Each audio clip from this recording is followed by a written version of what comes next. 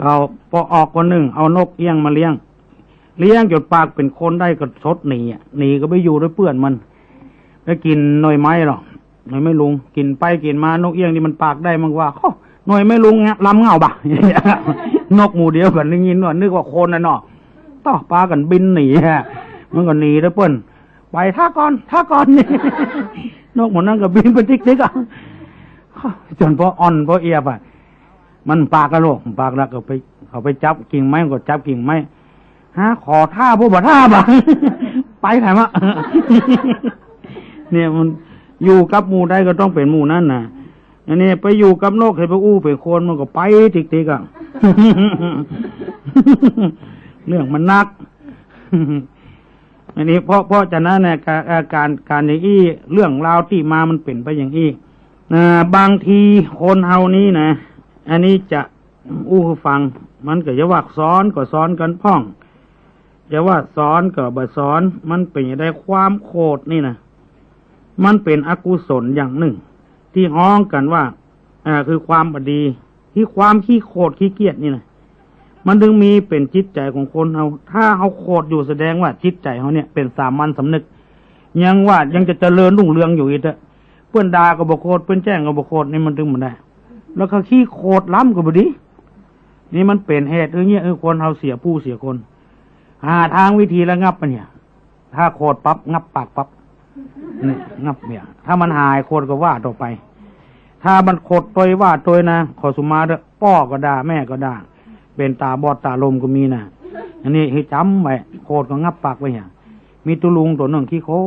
ตรจะปั่นไปบวชแล้วก็ยังมาหายโคตรด้วย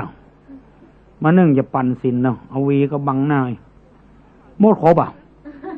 องค์ตีนองค์มือก็บอกครบหมดหมดนี่มันไปเลือกครบที่ มันที่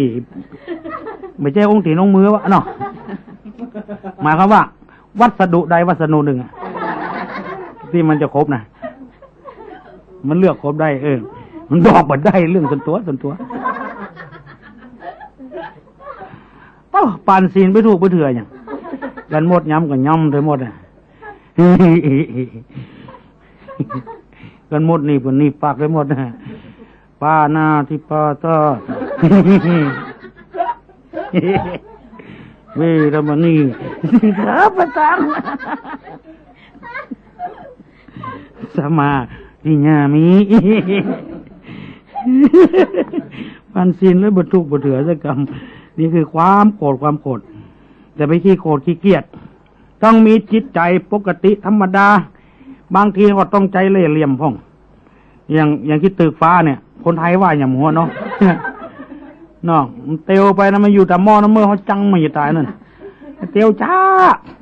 นี่คิดไอ้ตัวไอ้ยำหัวของคิดตึกฟ้ามันไปแล้วมันมียางตีเนี่ยตัวอะไรอย่างกล้วยนึ่งน่ะมันตัวอะไรคนไทยว่าอย่างหัวไม่ใช่มีตีน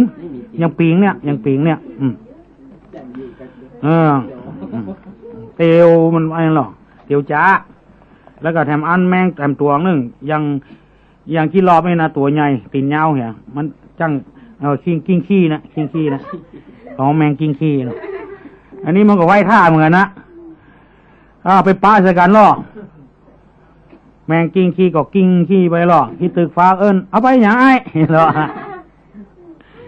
เอาไปแปลงเสาวิหารนะโม้กันน่าอันเต้าอย่างไปกู้เมียได้จะตัดออกแหลมซองอยู่นะล่อ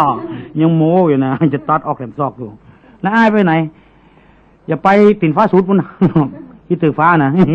มีไปได้แต่เตียวจ้าไปจางเงาให้ไปตันว่ะไปกินข้าวตอนมันก่อน